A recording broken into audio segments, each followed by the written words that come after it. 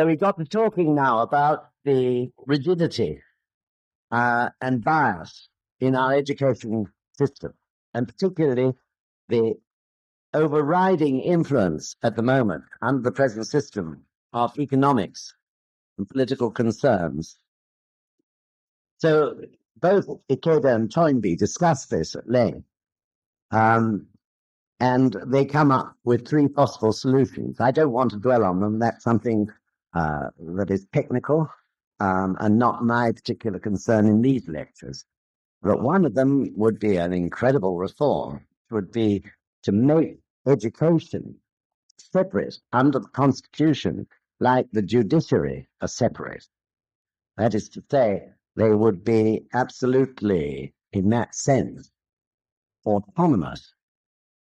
The other way would be to make all schools self-supporting by some system of subsidies and endowments. And the third way, that there should be an independent, totally independent body, independent of all political influences, which controls grants, and some way in which total funds for those grants are equally independent. So these are only ideas which they just throw out to discuss. But my point in just even mentioning that, who in this UK is going to bring this big saying?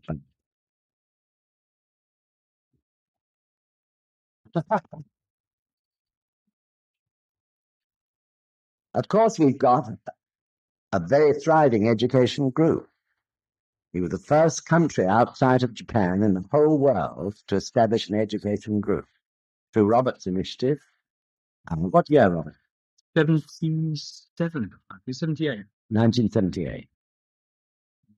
So that wasn't for no reason at all. Why should we have been so prominent and so advanced compared with other countries in concerning ourselves with education? And indeed, in the desire of the teachers to get together and really seriously discuss how to apply Nichiren Daishonin's Buddhism to their own work as teachers, but also to the education system as a whole. As you know now, they have started to hold, it's only still the very beginnings, worldwide representatives conferences at the time of the SGI festival in Japan. There'll be another one this year in October. So gradually, SGI is getting to grips the world over because education is so crucially important, isn't it? So certainly somewhere in the future, it'll really need the wisdom of the Gohonzon. This is my point, and it's the point really of all these subjects that we consider in the New Century Group. It'll need the wisdom of the Gohonzon to find the way to carry out these really important, crucial reforms. And of course, because they're crucially important in terms of value, in terms of human happiness, there will be immense negative resistance. So it's going to need people who are basing their lives on the Gohonzon to maintain the consistent effort, maybe of a whole lifetime, to win this battle. How to overcome these many, I just mentioned one reform. It's a very crucial one. How to release education from the economy and politics. But there are many, many other aspects, even of that one subject. And definitely in the future, there will be people in NSUK who play a leading role. So this brings back to mind, doesn't it, the whole concept of Kosen Rufu, which is so exciting. We may assemble here in the New Century Group, or in our headquarters, or we go to study meetings and discussion meetings, but each of us has our own individual function in a social sense, and indeed in a political sense. So each of us in our own particular field can change people's views and introduce a new dimension of looking at problems because we're basing our actions, our thinking on the Gohonzon. That's the point. So none of us can escape from that. And probably many of us may even now be beginning to cause people to think differently, almost without realizing. Because the truth is, isn't it, that once you practice to the Gohonzon, your way of looking at things is naturally changing anyway. And therefore, the way you talk in conversation over a cup of coffee may be very different from everybody else. But that is the way of personhood. That is the way social change is brought about. Each person in their own particular sphere of action. Like a pebble, dropped in the pond. New ideas, new way of looking at things and spreading out to lots of other people. So I really have great hopes that in the New Century group, by the end of the whole thing, there'll be 250 of us. Somewhere there's someone who is going to play a major role in changing the views of people in terms of education, which happens to be our subject today, and all the other subjects that we discuss.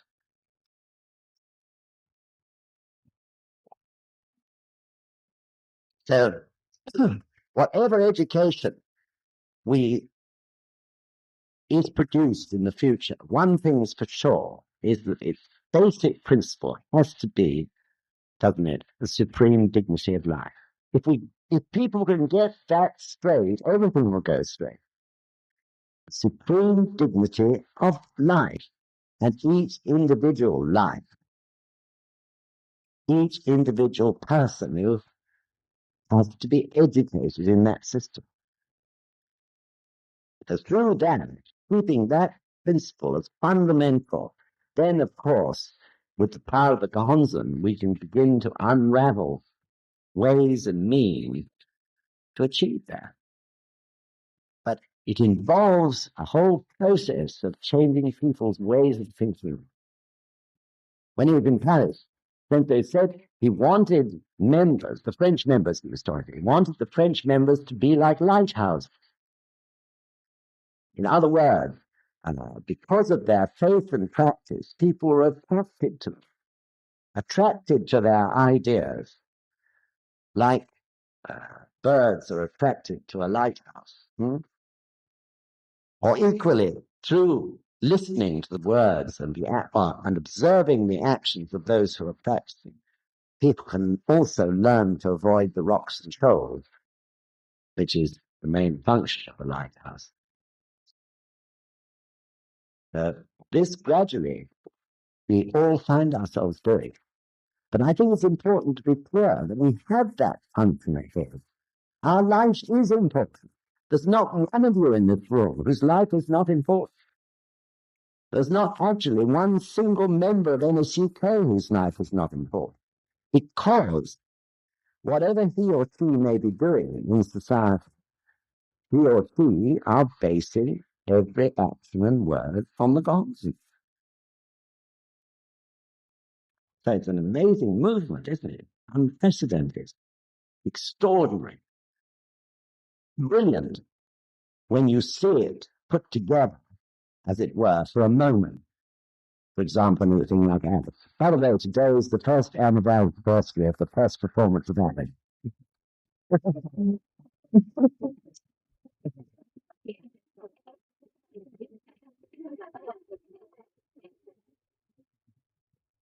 So, of course, we have to think of ways and means of making the teachers' lives better, more rewarding. Now, it's not just rewarding in terms of money. It's rewarding in terms of developing themselves. The possibility of them having sabbaticals when they can really challenge some particular subject which they feel they need to master themselves, or to brush up and broaden their perhaps specialist view and be able to take in a much broader view of the influences that are brought to bear on that particular specialist view. Specialists are sunk in a ditch. They become separated from everything that's going on around. Interestingly enough, what is the aim of TEC, the Commonwealth Human Ecology Council?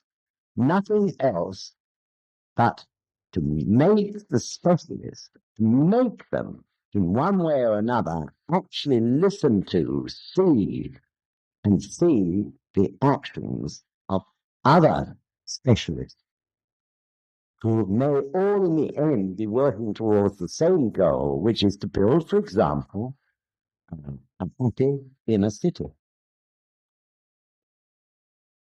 Up to now, the specialists, each in their own turn, are doing their little bit, never looking over the top of their ditch, not considering also the people who live there, maybe, often, and so on. Specialization is incredible danger. It's arisen out of technology, out of the complexity of learning, technological sciences and process. And it's got a grip on the whole of our education system in this country. You don't get great big minds anymore, as I said earlier. But our minds, if we like to make it so, can become great and big. We're specialists in life, not just in some narrow area of life, but in life as a whole, aren't we?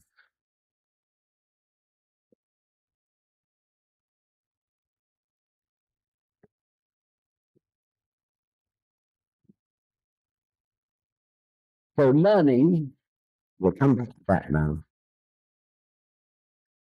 We have to learn at our own pace, in accordance with our own rhythm of life. I think this is very important. Learning, although you have to make effort to learn, it has to be an enjoyable process. You have to make the effort, but it should be enjoyable, therefore it should fit in with one's rhythm of life. So Sensei still, as I think I mentioned the other day, reads hugely.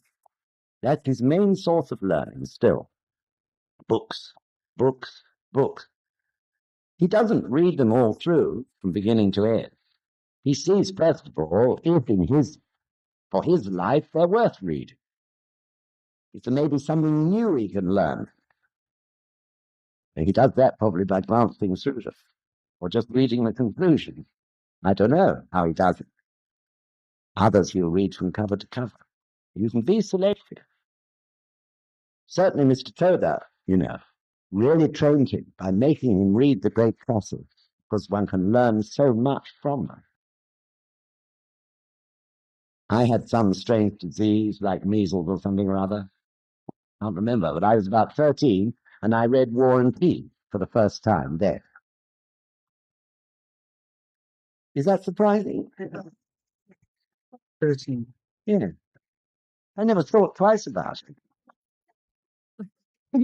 I wasn't an intellectual person, I can assure you, not a bit. I don't know, it was in my grandfather's bookcase, I think, and I just took it out. But I really got a hell of a lot from it. It completely absorbed me. I think it took the whole of that illness to get through it. But if you haven't read it, well, then that's a great book to begin with. War and Peace. It's an incredible book. You learn so much from it. Or if you don't like that sort of thing, there are other books. Great books. Books that really can teach you. Of course, when I was young, there was no TV. This was very valuable. Most of us in my family read. Most evenings, not every evening, but most evenings, everyone was reading something. It was really nice. They never want to put their books down and we'd have a talk or discussion amongst the family. Very incredibly good sort of life, I think, looking back on compared to this way we have to do it today, all sitting in one direction. It was really human. I wish we could get back to it. I think people will, and I think people are, in fact. People are becoming selective now. feeling they want to read instead of being glued to the box all evening. And I'm not condemning what's on the box. I mean, I think there's wonderful stuff on it. But it shouldn't be for always. So after sorry, I'm talking a lot about myself, aren't I? But after that period when I was young, around again, then it was about that period of 12 to 15, then I got caught up with life, with girlfriends, with the war, and I really didn't read much at all for years and years until I began to worry about my life when I was about 30. And then I began to read again. And at that time, I really tackled things that I'd not tackled before. Books about religion, books about philosophy, life, history, biographies, those sort of things. And again, the rhythm of my life suited it because I had to commute between London and East Sussex, where we were living at the time. So there was a lot of time on the train. And I really made use of it. And looking back over it, it was the most wonderful 3 or 4 years traveling on that train and reading every day, gaining so much enjoyment from it. But whatever happens, that's the way to learn. And Sensei is really extraordinary. When I receive, the great poem which he's written for each of 4 countries, including us, you'll see it before too long. But I was amazed at his knowledge, British history. First of all, he mentioned, the reason I was cornered by this was that the translators, thought that I would know, Mr. Corson would know all about everything too. But Mr. Corson didn't. That they were trying to translate, you see, and they rang me up. The first question was, "Can you tell us about the revolution of 1688?"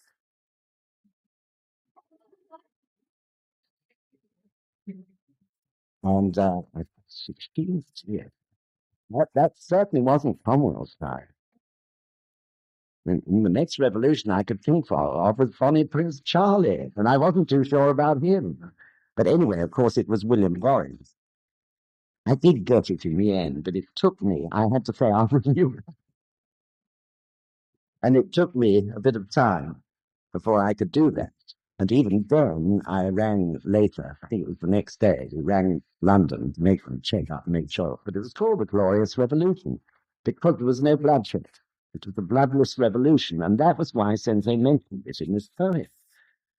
Because he was saying that it's innate in the characteristics of the British people to be able to achieve such things if they really set their minds to it. And then they rang me up and said, "Oh, there's a saying here. It reads as follows. Reason lies between the spur and the rein." And Mr. Corson, this is a British or an English proverb. So we know you must know it. And of course, I had no idea. I'd never heard it before. Anyway, that completely stumped me. Reason lies between the spur, sticking on the back of your boots, and the reins. Oh, it sounded good sense to me. Anyway, I didn't know. I'd never heard that proverb before. And so we ran up Richmond, and Indra, and luckily it was there, and she rushed off to the library and came back triumphant. Was it Indra who did it? I think. Or was it you, Robert? No, it was Indra, I think. Anyway, she came back triumphant. There was just one word wrong. The actual proverb is, reason lies between the spur and the bridle.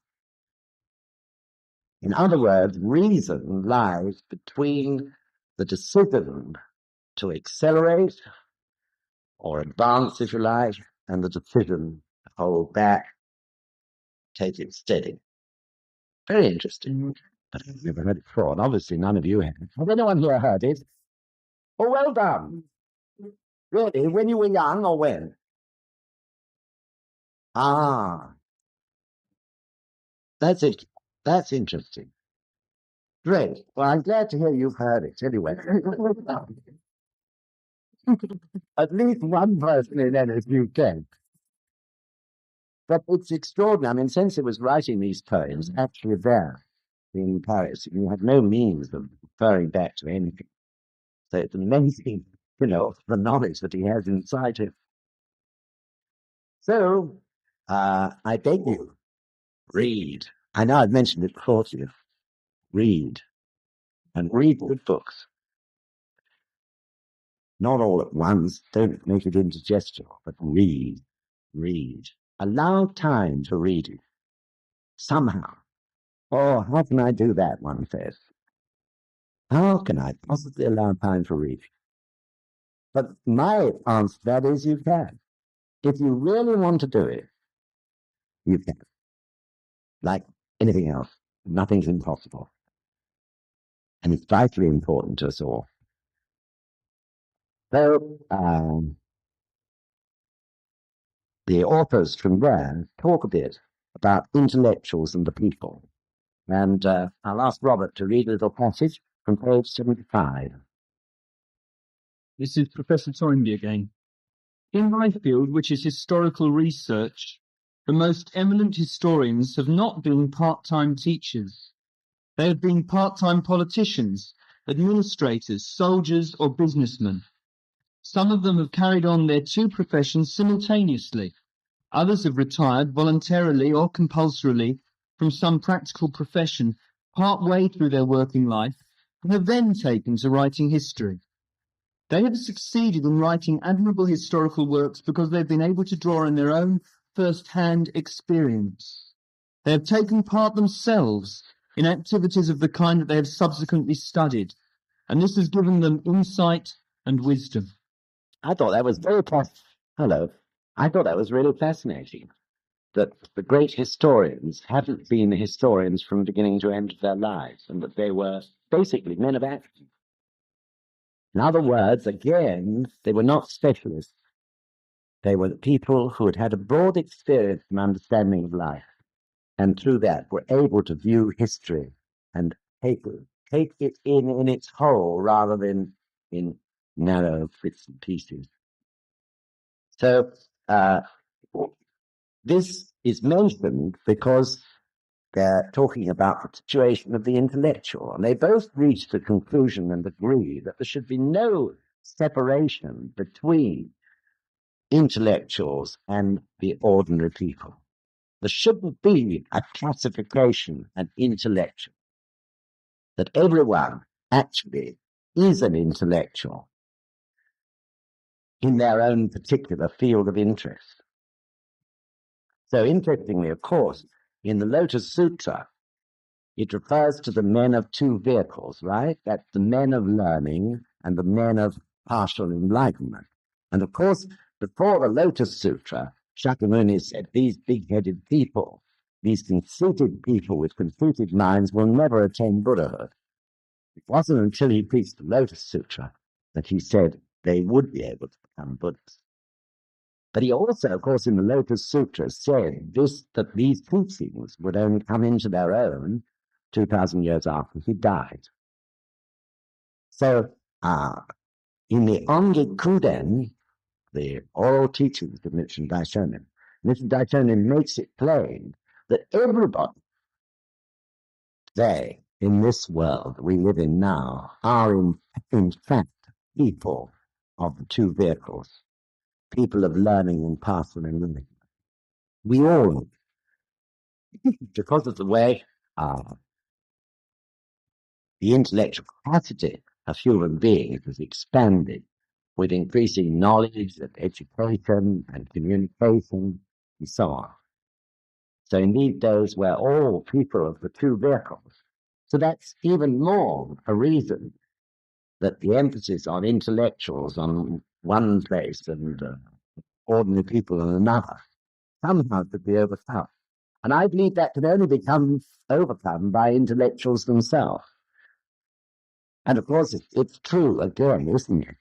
The more people who are so-called intellectual, who are actually practicing this Buddhism, perhaps working in the academic field in some way or another, then inevitably the more they, because they will not look upon themselves as different from everybody else, will spread that feeling outwards to others, and change will be brought about. So you can see it doesn't matter what field of society, in the end, the surest way to bring about this change is the presence, the words, thoughts, and actions of people who are practicing to the gods. Even one person amongst 10, 15, or 20 can begin to change the whole view of life of that particular little group or community. It's incredible, it's exciting thing.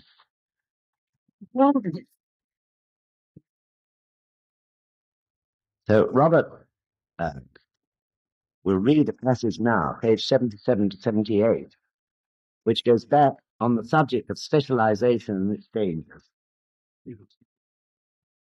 Ikeda, you have brought up a very important point.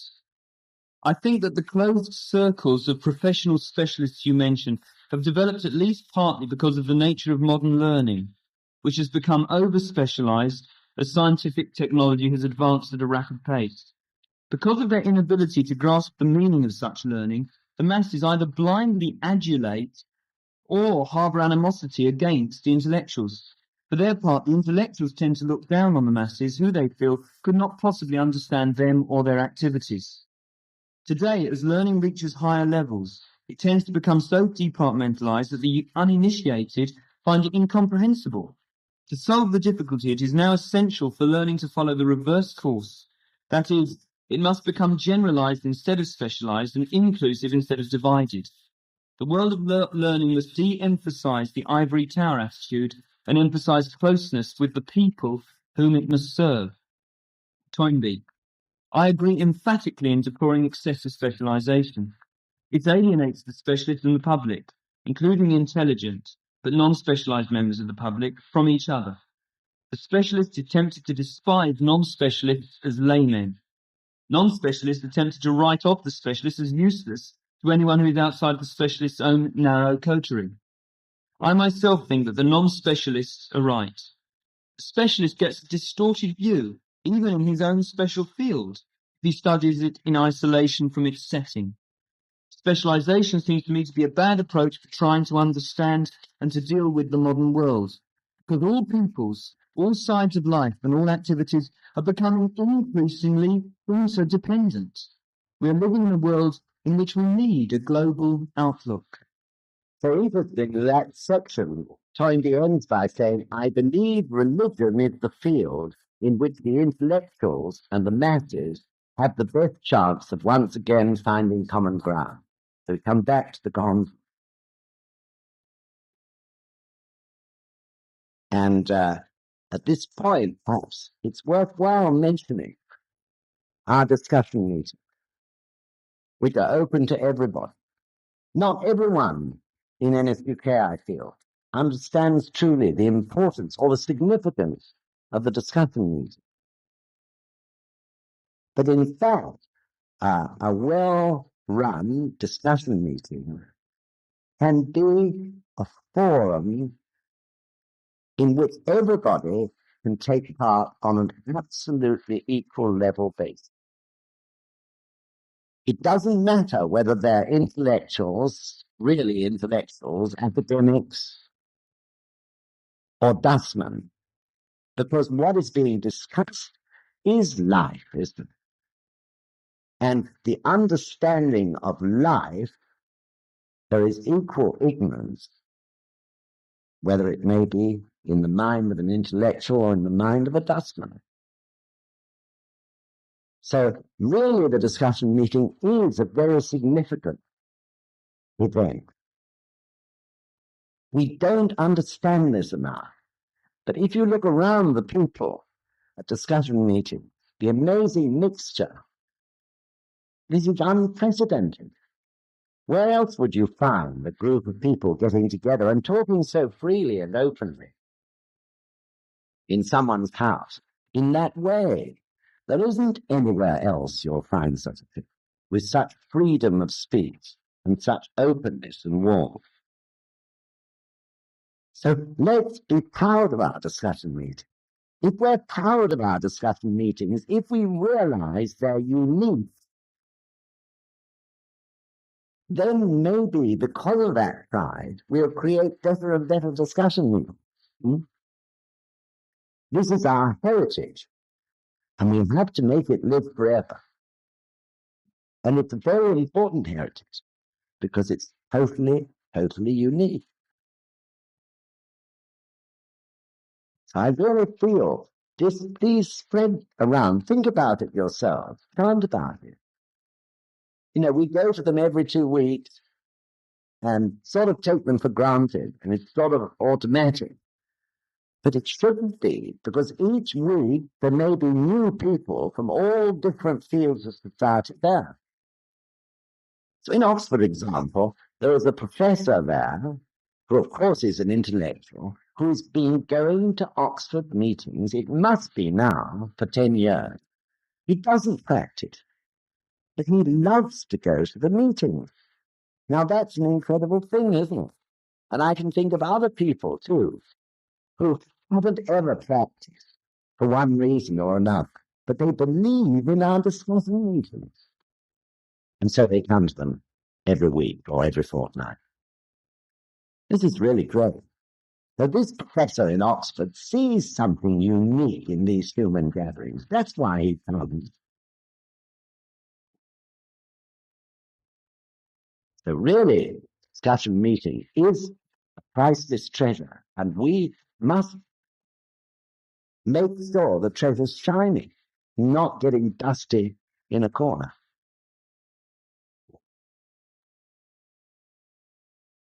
So the authors then finally talk about Buddhism and scientific things.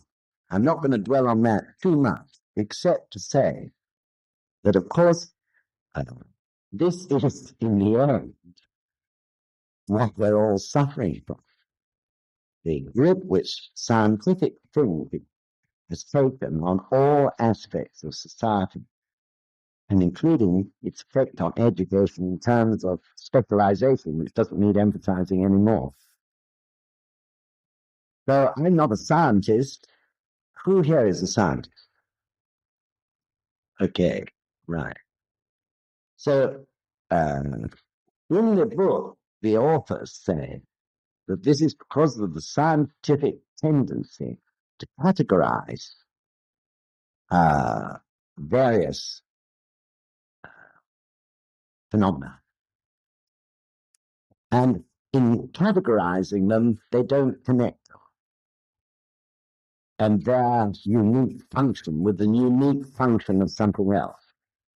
So as I see it, therefore, a scientist would say the otter and the leopard are part of the same family. And they might leave it at that. But of course, someone practicing to the Gonzan would not be satisfied with just that, would they? They'd be saying to themselves, well, if the cat and the leopard are the same family, why do they behave in such different ways? So to a child, or to me, let alone a child, a leopard is certainly not the same thing as a cat. But that's due to my reaction, isn't it, to the leopard? So because we practice Gonzan, we become concerned about the spiritual action and interaction between things. That the scientist doesn't come involved with. Am I right?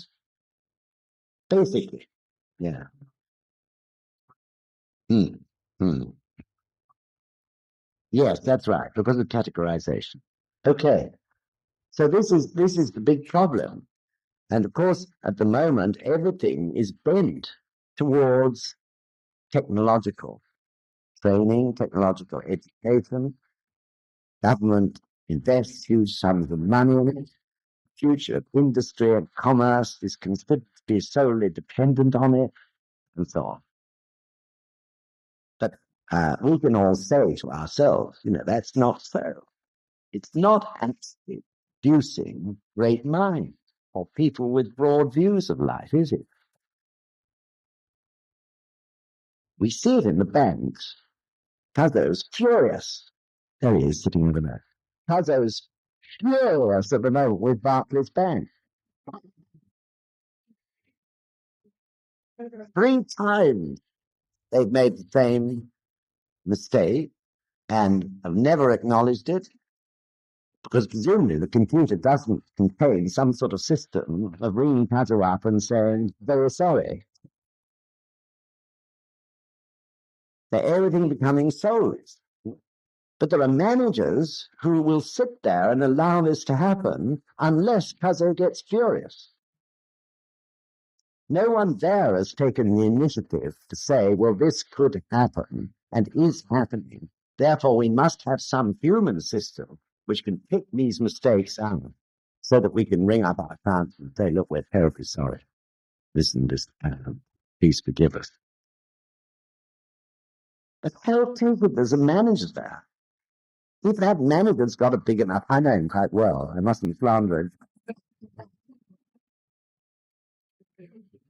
But if he's got a big enough mind, he'll do that, won't he? But he's quite content to just let all these technological processes and the specialists who run, and presumably this is a system that applies to every Barclays bank in the whole of Great Britain, he allows it to go on. Not big enough, not caring enough, not human enough, isn't it? That's what it all comes down to. This is because of specialization. Sorry, going back to it again. In this talk, it comes back to specialization. It's a terrible evil. The medical profession becoming similar.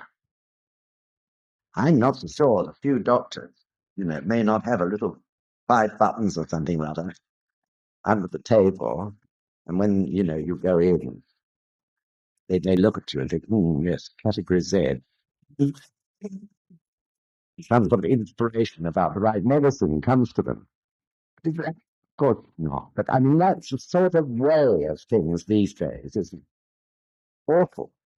We have to change it. When I was an instructor at the Army Staff College, we were very strict about things. I think I said the other day that I always stand up for the British Army, not because of what they have to do, but I tell you they're a great army, because they care for the people. They really care. That's why it's great. Anyway, when I was at the Army Staff College, one of the things that was constantly rammed down was we should never ever mention the word bodies. In other words, if you were planning a move of, say, 4,000 or 5,000 men, one point to another, it's very easy for people to say, words to the effect, well, how many bodies does that mean we've got to move from so-and-so to so-and-so at different times? And it's uncanny. Once you start talking about bodies, rather than people or human beings, the caring for that, it becomes, the body becomes the cipher. Actually, even at BPG meetings in the early days, I heard people not talking about bodies. I can't remember what word was used, but it is a similar sort of appellation. Once you start talking about that, you forget everything. If you talk about bodies or the equivalent, then you forget about comfort, food, warmth, all these important points. You forget that people have got to stop and go to the loo. All these very important human matters. So one can make such mistakes. The worst thing I ever did, I'm sorry, I'm going on a bit about myself today, but it just came to my mind that the worst thing I ever did, actually, was I was in an infantry regiment, and I was made motor transport officer. I'd just come back from a veterinary course, actually, at the time, and they made me a motor transport officer. And we had about 120 vehicles, I think. And they gave me the job of getting ahead and choosing a site for the battalion. This was in India, for the battalion to bivouac for the night, you see. So I sent a message back with a map reference, dried riverbed, such and such a map reference, very suitable place. everyone arrived in due course in the 120th Air Force, and they were parked, and everyone put up their bivouacs and everything in this dried riverbed. It hadn't rained in that region for, I think the local people said at least 40 years. At that time of the year, and about an hour after everybody got in there, I looked up at the sky, it was raining, and it began to rain, and it rained, and it rained, but not only did it rain, but by about 11 o'clock at night, there was the most thundering roar, and a great tidal wave came down this river. Incredible. Can you imagine my feelings? But it was because I didn't care enough. I didn't care enough really to take part about the weather conditions. People said it never rained at that time of the year. Actually, it had rained sometimes. 40 years previously, it had rained at that time of the year. If I'd really taken pains and care, I could have discovered it. Anyway, then onwards, I was named. I dare say if I went back to my old regiment now, someone would mention it. I'm known as Captain of the Creek.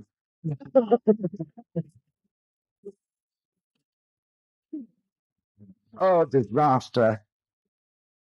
But it's caring, isn't it? Thank goodness. Well, anyway, that was where I was taught to care, in the British Army, and I'm grateful to.